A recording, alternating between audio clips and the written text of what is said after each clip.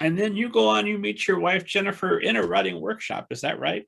That's right. Yeah. So it was a situation where I had graduated and I was an executive at a company. You know, I was wearing a suit and tie every day, and somebody said, "Hey, there's this really good writing professor giving a class downtown. You should take it." And I said, "Okay, I'll give it a try." And so I went to this class, and it was really funny because my friend at the time said, "I predict that you're going to meet your future wife at this class." And I just thought that was funny, and we laughed about it. And so I went to the workshop. It was a writing workshop. And I remember the very first session of the professor said, "Okay, does anybody have any chapters or stories or anything they'd like to share with the class?" Nobody did because they just showed up at the class for the first day. But I said, "Here's the first few chapters of the novel I'm working on." And so he said, "Okay, everybody, this is what you're going to read. Next week, come back and we're going to critique Robert's chapters." So at that first class, I look all around and I look at all the women and I'm just like, man, I don't see her here. I don't see, you know, my friend said my wife was going to be here, but I don't see her. And I just can't imagine going out with any of these girls. And so I went away disappointed, and I told him he was wrong. And so at the next workshop the following week, I showed up and everybody gathered around and they're all talking to me. And there's maybe 20 people in the class. They're all talking to me, telling me what they thought about this chapter that I'd written. And they're like, "Oh, I love this and I love that. And this part was cool." And, you know, so everybody's focused on me. And then at the back of the class, in walks this girl. And as soon as I saw her, I just thought, "Oh, there she is right there." And I just knew right then. And she came over and she had missed the first class because she had enrolled late. And after that, we just became friends and we started going out together and fell in love, got married, had kids.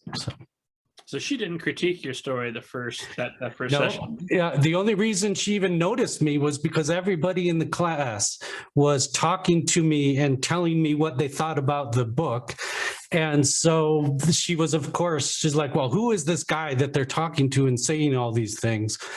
And it was pretty funny because she came up to me afterward and said, "Can I get a copy of your story? Because it sounded like everybody really liked it. So I'd like to read it." So that's how we met. So we spent the rest of the workshop critiquing each other's work along with the other students, but also secretly kind of moving closer to each other during the class. So does that sort of I don't know, set the mold for the release? That's not the way to put it, but does that set kind of a pattern? Because I know that she edits and helps you with your books even now, right? And somehow you've stayed married and raised a family, so you found a way to do it peacefully. Yes. Yeah, so that's part of our process. So she has always known me as a writer, and that's always been part of our relationship. She's also a good writer, but that's not her main thing. She was taking this class to complete her degree, but she's more of an artist illustrator, and she's very good at that. And so as I continued writing, we just got in the habit that she would always be my first reader and give me feedback. And so, you know, like I said, I've spent my whole life listening carefully to my readers and their experience, and she became very articulate and very clear about and in her ability to communicate to me what she was thinking and feeling as she was reading my books. And then she gets ill, but she's cancer free now. But she fell ill, and that was the moment where you decide you're not going to be a CEO. You're going to become a full-time writer. How does that transition come about? Yeah. So So this was in about 2005 or 2006, and I was running my company and loved it. I was working 80, 90 hours a week. I thought this is what I'm going to do for the rest of my life and that I would die happy. Except for that, I felt like a failure because I hadn't published a book yet.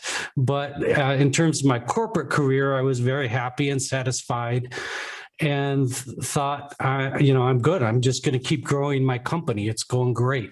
And then my wife got cancer, and that was just like a sock in the gut. That really hit us hard, as you can imagine. It hits everybody hard. And it really reminded me that, there's more things than just working on your company, right? There's other things. There's your wife, there's your young daughters, and there's other things beyond that as well that you want to do with your life besides just your corporate life that has been my focus for many years at that point. And so I got an opportunity where I was in a situation where I had an option to sell my software company.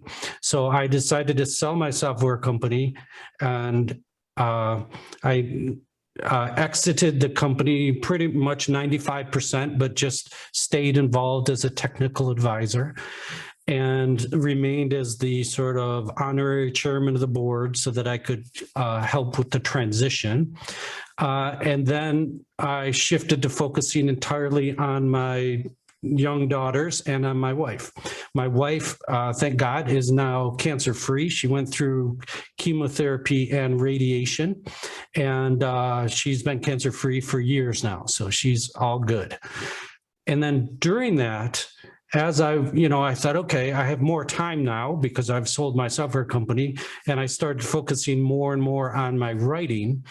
And at that time, because I was an adult and had been an adult for many years, I was writing books for grownups to read. And it didn't even occur to me to write books for a young audience because I had been writing books for adults for many years. And so I was busily writing my book when there was a knock on my door, and it was my daughter, Camille. And she comes in and she says, "Hey, Dad, what are you doing?" And I said, "Well, I'm working on my book." And she said, "Can I read it?" I said, "Oh, I'm sorry. You wouldn't like it. It's not for kids. It's just not appropriate for kids." And so she went away kind of sad. And then she came back a little later and she said, "Dad, can I read your book now?" And I said, "No, I'm sorry. You can't." And she went away sad. And Camille is not to be thwarted. So she doesn't want to, if she wants something, she wants something, and she's not going to be thwarted. And so she comes back to me and she brings an old manuscript up, and it's about 2 inches thick, and it's typewritten. And she puts it on my desk and she says, "What's that?" And she points at it in a real accusing fashion, like I had hid something from her. And I looked at it and said, "Wow, where did you get that? That's a novel that I wrote when I was like 12 years old or something." And she said, "Oh, I found it in an old box in the basement." And she said, "I just read it and I loved it. Write more books like that." And that really got my attention. So I thought, wow, here I have been struggling to write these books for adults. I wonder if I just stopped doing that, if I took all the skills that I had developed over the years, because I've been writing for like 30 years at this point, if I took all those skills but wrote a story specifically for Camille and her 2 younger sisters, and had a female protagonist that was Camille's age, and if I used my current skills but wrote a book for her and her sisters, I wonder how that would feel. So I put my other project away, and the next day I said, I'll just try it for 1 day and see how it feels. Just see, how it feels inside. So I just started writing, and it just immediately was the most awesome thing that I had ever enjoyed doing. As soon as I started doing it, I thought, this is what I was meant to do. This is me. When I'm 11 years old, with Camille being 11 now, but I have 30 years of practice, so I'm able to tell a good story at this point. And so, but, you know, up to this point, I'd only been rejected. So I was really terrified that Camille and her sisters would effectively reject what I wrote for them. And so I thought, okay, I'm going to get them to help me write it. That way, if they help me write it, they'll be more likely to like it, right? And all this was a strategy to make sure I wasn't rejected by my own daughters. And so we came up with these ideas. We started brainstorming, and I would write the chapters. And my daughter, Genevieve, who was about 9 at the time, she was severely dyslexic, so she could not read what the chapters I was writing. So I started reading them out loud to her and to her sisters and to my wife, and they would listen and they would give me real-time feedback verbally as I was reading the story to them. They would say, "Oh, this part's awesome, Dad, keep doing that," and "Dan, this part's boring, just cut this out," or "This is too scary," or "This isn't scary enough," or "That's cliche, I've read that a million times," or whatever. They are brutal, very honest critics, but they come up with lots of cool ideas, and it really got our creative juices going. And so that book, it took us about a year to write it, which was fast, but that book was Serafina and the Black Cloak. So I took the manuscript to what's called Thriller Fest in New York City, which is this giant festival where thousands of authors come and try to get picked up by maybe 20 agents, right? So you stand in line, they ring a bell, you sit down, and you have 3 minutes to pitch your story to an agent who's heard every story under the sun. And at the end of the 3 minutes, somebody rings a bell and you've got to leave. So you've got to convince this agent that he wants your story, your novel, in 3 minutes. And so the managers of the conference said, "You know, we know rejection is hard, but it's better if you pitch your story to at least 2 or maybe even 3 agents." Well, I pitched my story, Serafina the Black Cloak, to 10 agents that day. Because as I said, I'm always, you know, I'm a hard worker, I'm ambitious, right? If I want something, I go after it. And so I pitched it to 10 agents. All 10 of them said yes. Prior to that, I had never heard anything but a no. So I had done many pitch conferences and heard hundreds of no's. And this time I had 10 yeses all at once. And so for the first time in my life, what happened? What was the difference? Yeah, so I researched all those 10 and picked the agent that I thought was the best. And so he read the book and he loved it and he said, "I want to represent you." And so then he started taking it to the various publishers, and then Disney Hyperion acquired it. So a phenomenal difference. Do you know what you did that day that you hadn't been doing before that you're suddenly everyone's yes? Yeah, I can tell you the difference, and my wife Jennifer was really instrumental in helping me figure this out.